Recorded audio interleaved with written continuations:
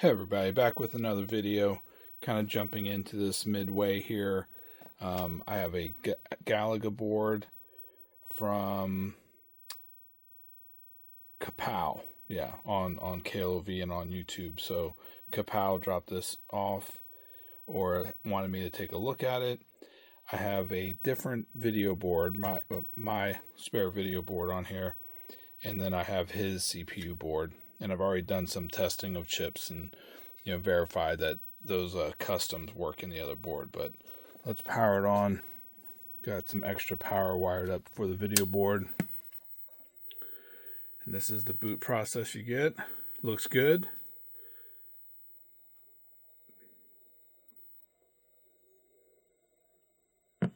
And then it resets. And it starts booting again. So Galaga, I can't remember exactly. I think I've fixed a couple of these. I'm not sure. But it has 3 Z80 CPUs. And one is like a sub. One is for sound and one is like sub graphics or something like that. Kind of like a MAPI board. So I'm going to have to do some research.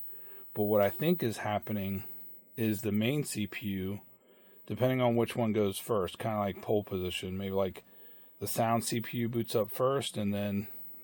But one of these CPUs is not booting up correctly for some reason. So that's what I think is happening. I'm going to get out logic probes and probably monitor the reset circuit, or maybe I'll do it on the oscilloscope and see which one's resetting.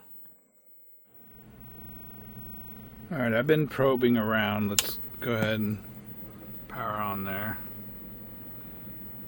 You see it going through its boot cycle, and then it resets. So let's look at the reset pin. I think this is CPU A here on the bottom side. That's 4M, and let's see, reset is 26. So that's 21, 22, 23, 24, 25, 26. So this is normally high, and then it goes low when the speaker makes a noise. It goes low. That's when it's resetting.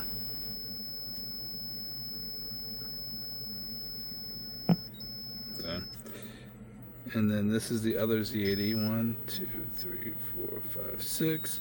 Normally low, so it's in reset right now. And I think it should. The interrupt, I think, should trigger to get this CPU to boot, and maybe this CPU. I don't know which one in what order. And then that should execute this code here. And these are the custom, what are these, like bus synchronizers or something, 080s. Let me see what enable I want to look at there. Yeah, it's a 28-pin chip, and pin 27, I believe, is like the enable or something. So this 08 goes with this CPU. This 08, which is high, goes with this CPU, and it never gets enabled, which would probably come after the IRQ comes on this. So let's look at the IRQ. I don't think it's ever getting triggered. Here's the schematic here. So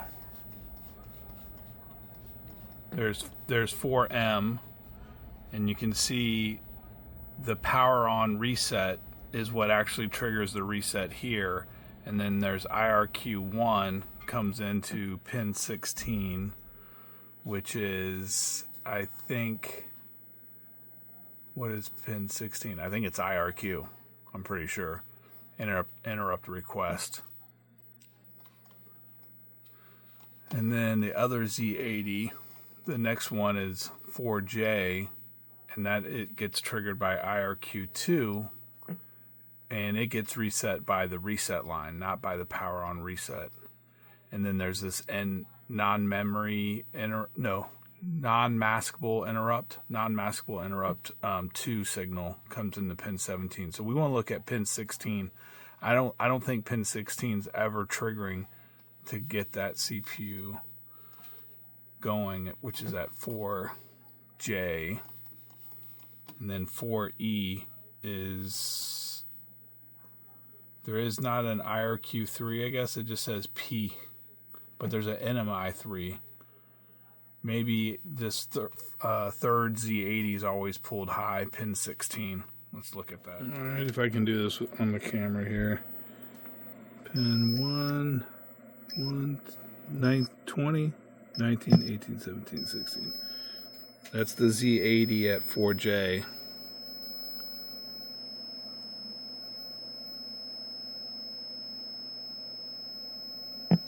See, it never even toggles, and I think it should toggle. I'm going to put on a working board and see. 20, 19, 18, 17, 16. And obviously, I think the order is this CPU here, then this one, then that one. But we're going to have to put on a new board and kind of experiment so I know what's going on a little bit. But there's nothing, some people talk about the sockets and stuff, and I could put the FPGA CAT box on here and just make sure I can read these ROMs and then the memory, and then this CPU should be able to read this ROM in memory, and this CPU should be able to read this ROM in memory, in theory.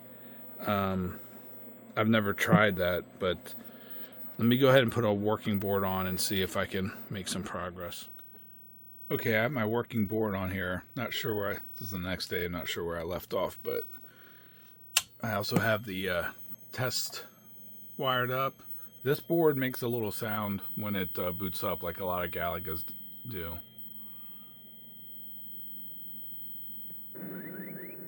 All right. So if I hold on to pin 6, 26. 1, 2, 3, 4, 6.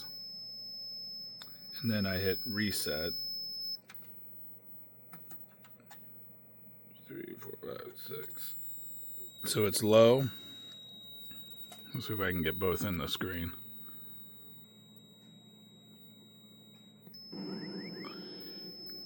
I don't think it actually enables the sound CPU until after the boot happens. I think it's, and if I do the IRQ, which is, I have to go back and look at the interrupt. But, and then there's an enable pin on these. Did I test that with you guys? I'm not sure. Let me come back. All right, not the best angle, but I'm going to come to pin 27, and I'm going to hit reset. That's the enable of the bus controller. And then you'll hear it when it boots up. All right, but that one is going to this Z80 right here, if you can see that. Yeah, I think you can. So let's do it again, but with the one that's going to, I believe, the sound CPU. See, it's just high. And then right when it gets done, oh, it does get enabled right when it flashes ROM. So what I'm going to do is I'm going to remove this CPU and film what happens. All right, so I'm going to hit reset. I have the second CPU out.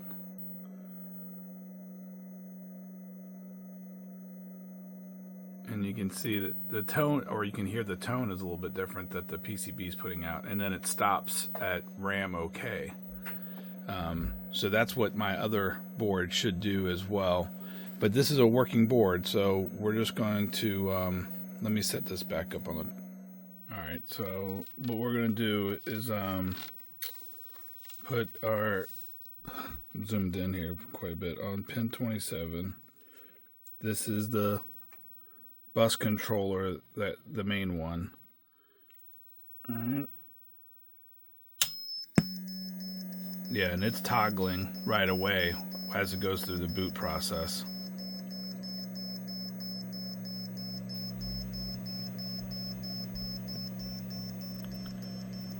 Okay, so we see what that behavior is. Now, we'll monitor the second bus controller here at 2H. If I can get this on there Little power cycle. Stays high. This should be active low.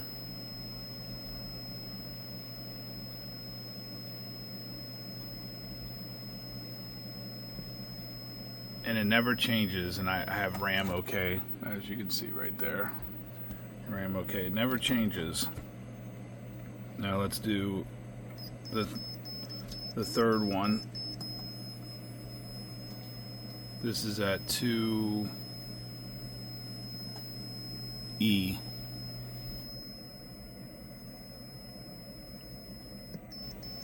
And it starts toggling.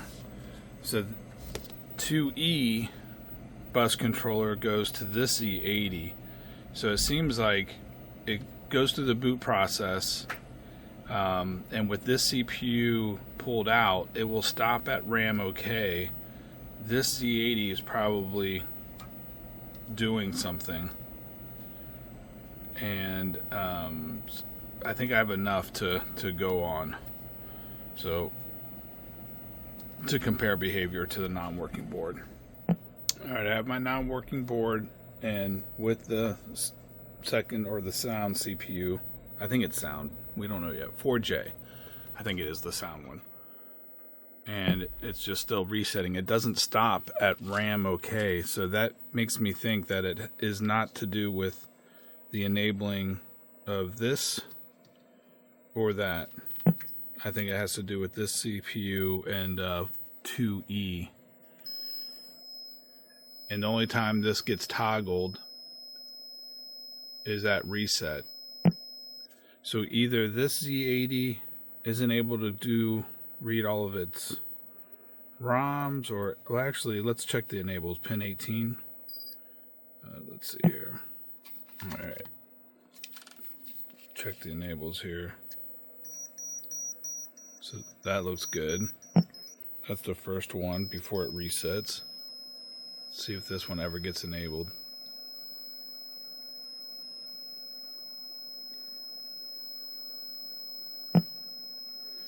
I did not test this on my other board, but it might be that none of these ROMs are read when running test code, or the test switch is enabled, until after it completes the RAM test and then boots up the CPUs. Oh. That one's being read.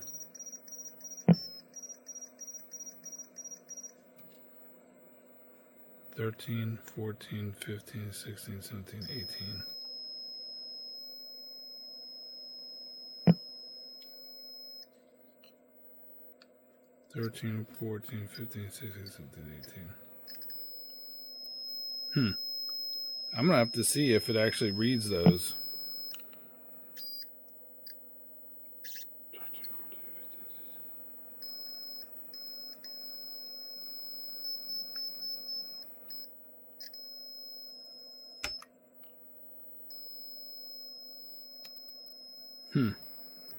I wonder if these just aren't being enabled, if that's the problem. This one is, and these two aren't. Let me check that on my working board real quick. Alright, we'll hit reset.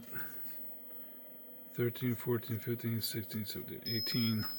Damn it. 13, 14, 15, 16, 17, 18. Yeah. Hit reset. Brr. It never is toggling.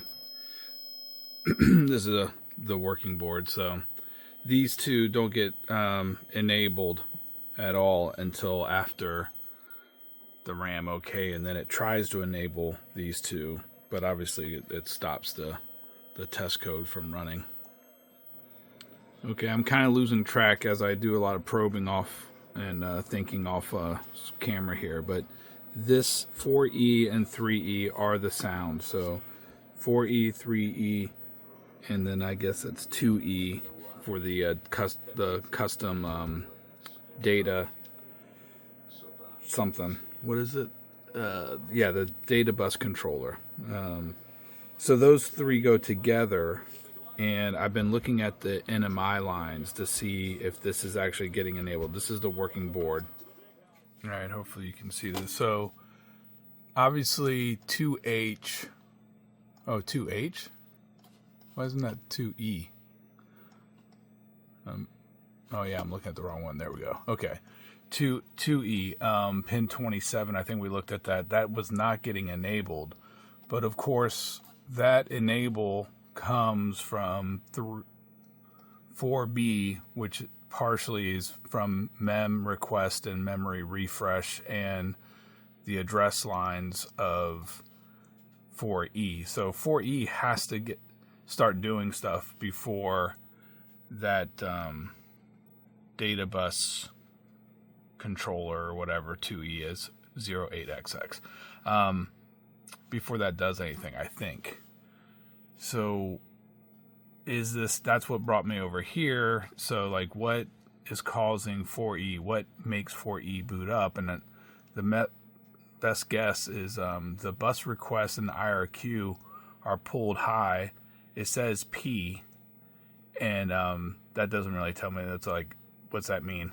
But I ohmed this out. This goes to a resistor. Both pin 25 and 16 go to a resistor that is a 1K resistor that gets tied to 5 volts. So this is get pulled high. Both bus request and interrupt request are pulled high. So they're never going to go low and activate here, obviously. But NMI 3 is a signal. And that is generated way over here. Where is NMI 3? By the custom 4D and this NMI on. So here's NMI 3. You have to have NMI on, and then you have to have 4D working to generate that, and so on and so forth. So I want to look at that. Let's look at NMI real quick on the working board. All right, I'm going to power off, and that is pin 17. Okay, so we're going to power on, and then quickly 1, 2, 3, 20, 19, 18, 17. Whoops. See, and there it's RAM okay. So if I press and hold the reset, you see how it's toggling? And then like in a power off state, it will toggle until it goes through one boot cycle.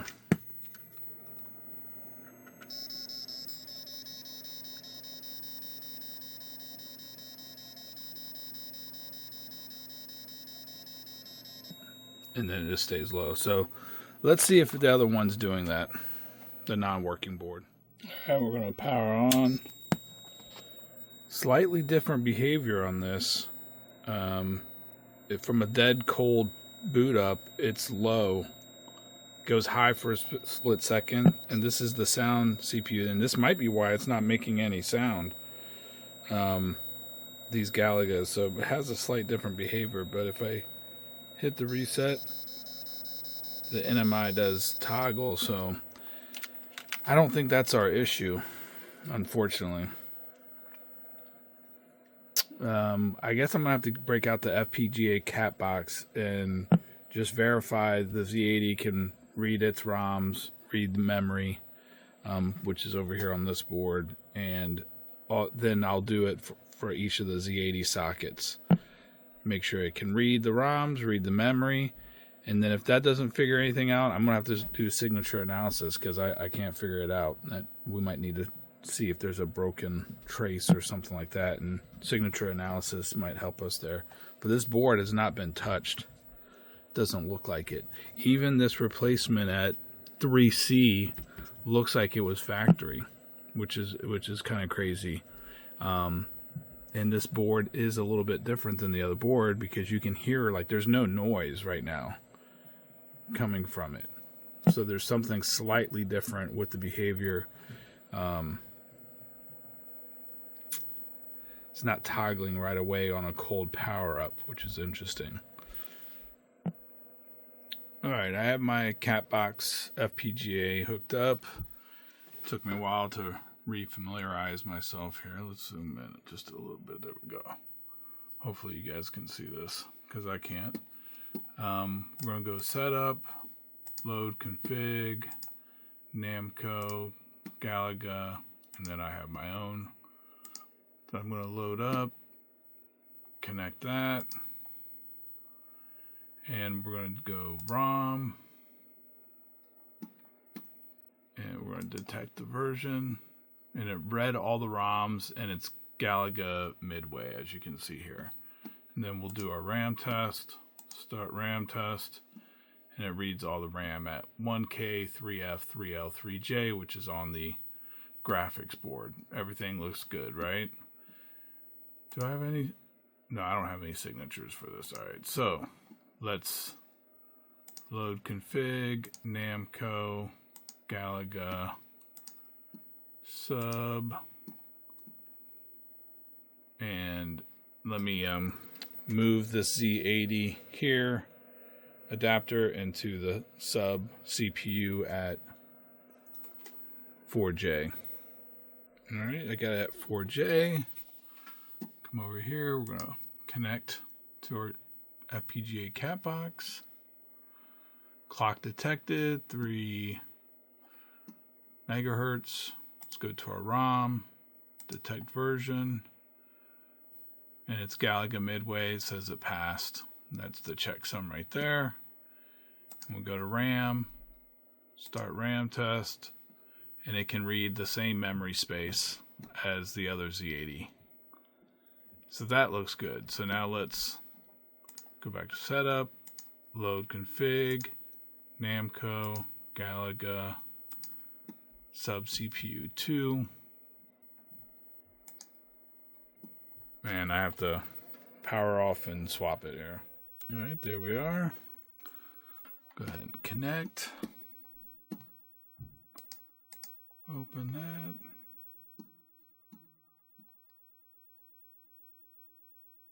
Go to ROM, detect version.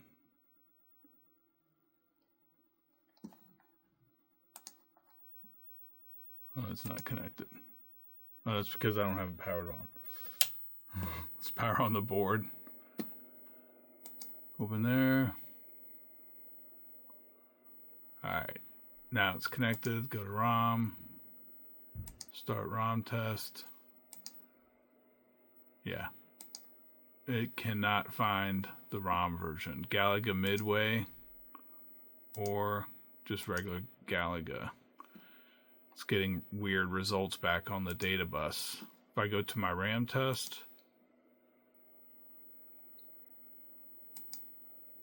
getting definitely strange results. Some RAM memory is testing good and some's bad, so it's like either a addressing or a data bus issue. And I think I've tested this before on another Galaga, so this should work correctly. I might test it on my other Galaga just to make sure, but I'm pretty sure I should be able to go to the memory, and obviously I should be able to read this RAM, this sound ROM fine, because there's almost nothing, there's nothing between the address bus and this ROM chip, so it's only on the data bus. Something's weird. All right, one thing, I went to manual IO test, and I can see my non-maskable interrupt is toggling, or something's going on there. Interrupt and bus requests are held high. And if I come to my, let me zoom out.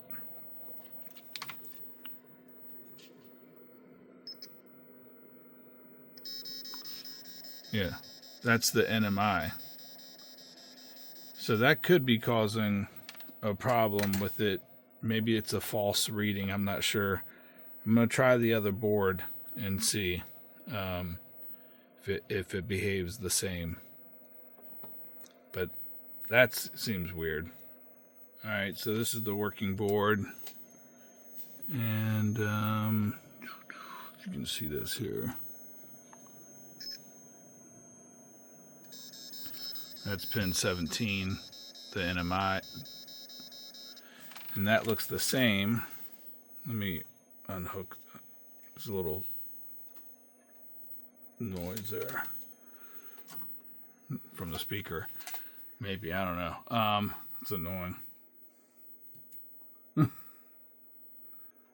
Oh, I can actually reset the thing? That's weird.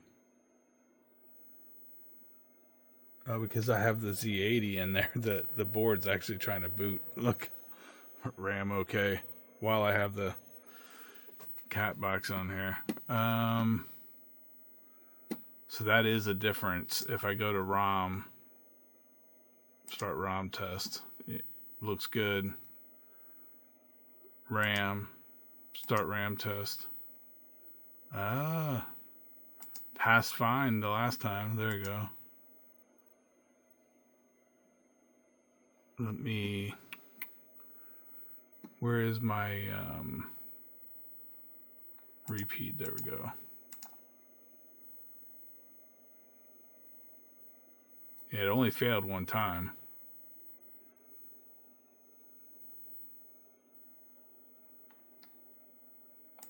All right. Let me take out this CPU to make sure that we're removing variables. All right, I removed the Z80. That's my working board. RAM test is fine. So yeah, and the if I go to manual IO, NMI still going. Manual IO. So yeah, the NMI still will flash every once in a while. So that's not the issue, but the fact that I can't read the ROM on the good board is bad news. So let's look at the schematic and figure out. I'll put the non-working board back on, but we're probably gonna have to do some signature analysis or try to find out. Maybe it's this custom here. I tested it. I thought it was good, but it could be that. All right, I'm looking at the schematic. Here's 4E. This is our problem child. And the address bus comes in here, gets to the ROM data, and then goes to some probably buffers. Whoops, damn it. All right, here we go. Okay, so anyway, address bus comes to the ROM as well as to the buffers to get to the RAM. And then you have the data bus, and this is the read request that goes into the output enable through this LS7432. And you have this bus controller here, which is definitely bidirectional, right? So it's taking data from this ROM and putting it into RAM, and then it's taking RAM data and putting it back into here and all that kind of stuff. So I think if we remove this, I should be able to read 3E correctly. And if I can't, then the problem is somewhere in here with enabling and reading to 3E. But if I remove this and I can go to 3E, then the problem is one of these signals coming in here flaking this out, or this chip itself is bad, potentially. Yeah, because everything else is shared. So I don't know. Let's find out. Let's test that theory. Remove 2E, see if we can read the sound ROM. All right, so I removed 2E right there. Remove 2E. And if I start the ROM test, you can see that I'm getting, hopefully you can see that, I'm getting the same detect ROM version. I'm getting that same number every time. And if I look at ROM ident 2311 B for it, like that doesn't come up with anything. So maybe that ROM is bad. I'm gonna go ahead and put in a known good ROM or before I and see if that makes a difference from the ROM test. But the fact that I couldn't go, if I do a RAM test, all of it should fail now. Yeah, see, I don't get anything good coming back. Yeah. So, is that chip bad?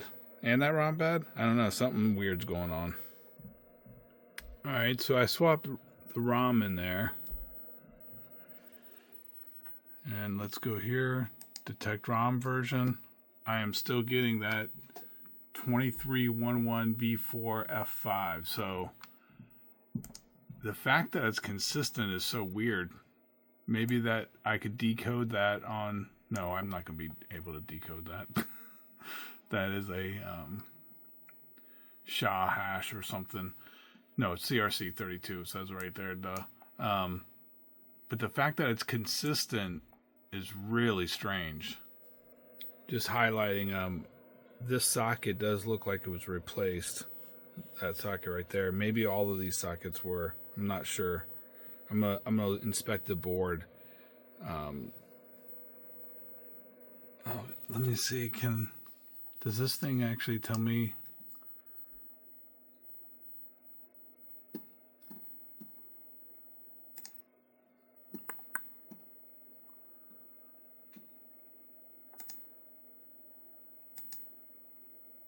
Yeah, I can start looking at the data lines and stuff.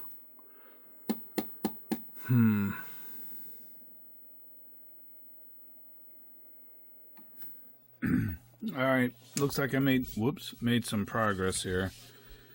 Knowing that there wasn't anything really on the data line when I removed this, I started testing some of the data lines in continuity and found these two pins right here have continuity. They're data lines. So there is a solder bridge on the bottom side. Once I noticed that the socket was new, I thought maybe something like that might be the issue. So let me fix that. I think it's data line. It's data line 2 and data line 6 are bridged together. So let me fix that. Maybe that's a problem. Alright, got everything hooked back up. Removed that solder bridge between those two data lines. And put the data bus controller chip back in. Let's go to ROM setup. Alright, we're connected. Let's go to ROM.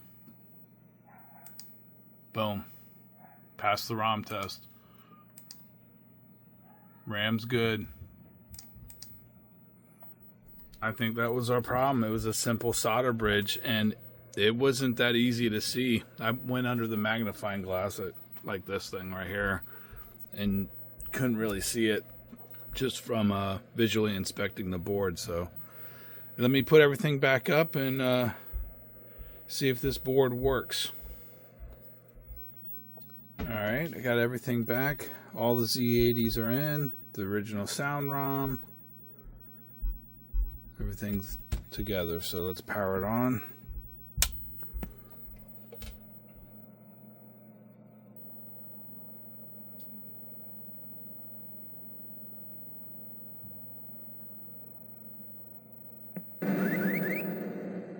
Looks like it's working.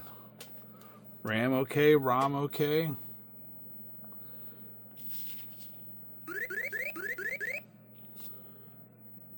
We'll undo our test switch here.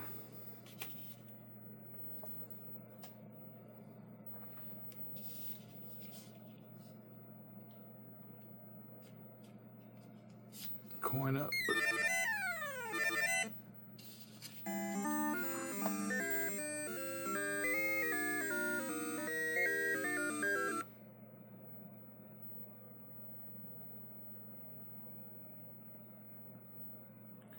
This is my working spare board. So let me put his graphics board on and reboot, make sure it's still good, and we'll play a quick game. Alright, got his video board hooked up. Everything looks fine. Got my test switch wired up. That sounds bad.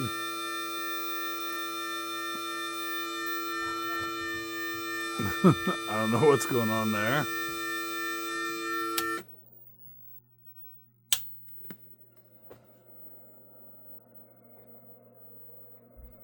Nothing on the screen really. The star field, you see something being drawn there, but something's definitely jacked up.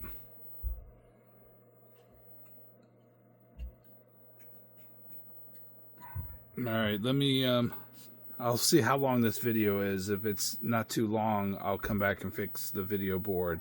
Otherwise, I'll do it in part 2.